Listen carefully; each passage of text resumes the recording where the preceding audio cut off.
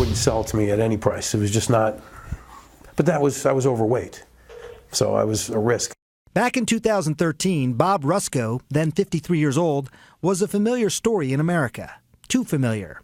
He was more than 100 pounds overweight, at risk of heart disease and diabetes. He was also self-employed, and no company wanted to offer him health care insurance.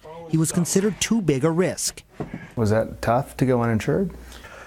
Well, it doesn't make you warm and fuzzy, but I didn't like it, but it was the reality of the situation.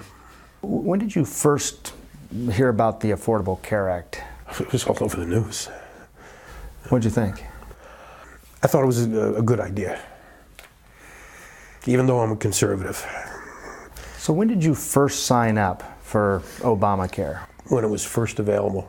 It was October, I remember, and I wanted to be covered because it's important.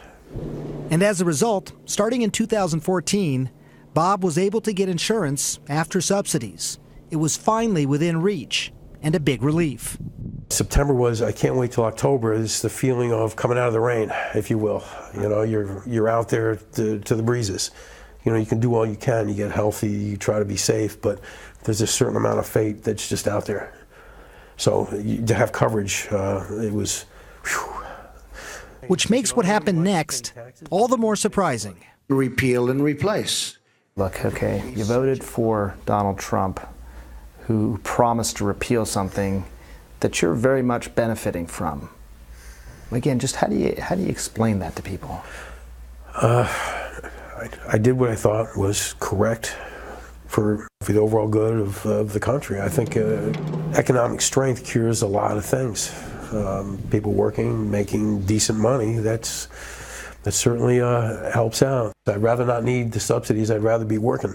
We are repealing and replacing Obamacare. We can reverse the stagnation and usher in a period of true opportunity and growth. That repealing Obamacare would be good for the economy. It's a common refrain. But the Committee for a Responsible Federal Budget suggests the opposite. They say fully repealing Obamacare would cost roughly $350 billion over 10 years and would also increase the number of uninsured by 23 million. If he does repeal Obamacare, as he's promised to do, what is that going to mean for you? No insurance. No insurance. That was a big problem for you before. I wasn't happy about it.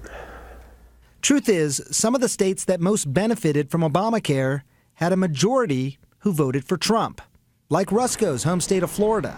In fact, Florida has the highest percentage of enrollees in the nation. 1 in 10 Floridians under 65 signed on for health insurance through the Affordable Care Act. Oh, you come on, you can't. Oh my gosh, oh my gosh.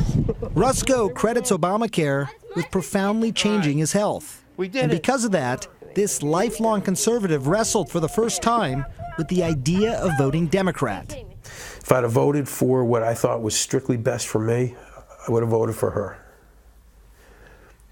Because the health care plan gives us peace of mind, medical screening to stop something before it gets worse. Look at how many things have gotten better. Rusko says he has no regrets about voting for President-elect Trump, but he would tell him this. Each day we face the possibility of losing our home, going into bankruptcy. One thing could come in. The Health Care Act has taken that worry away.